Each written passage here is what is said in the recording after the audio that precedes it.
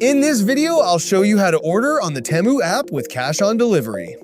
Let's get started. First, open the Temu app and log into your account. Once you're inside, browse through the products and add the items you like to your cart. After you've selected everything, go ahead and proceed to checkout. Next, enter your shipping address and fill in all the required delivery details. When you reach the payment section, you'll see options like credit cards, debit cards, online payments, and e-wallets.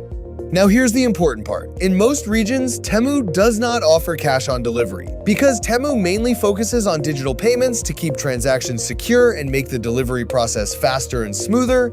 However, in some specific regions, cash on delivery is available. This usually includes a few countries in the Middle East, such as the UAE, Kuwait, Qatar, and Jordan. So if you're in one of these supported locations, you may see the cash on delivery option at checkout. If you don't see it, it simply means it's not available in your area and you'll need to use one of the online payment methods instead. So that's how you can place an order on the Temu app and understand whether cash on delivery is available for you.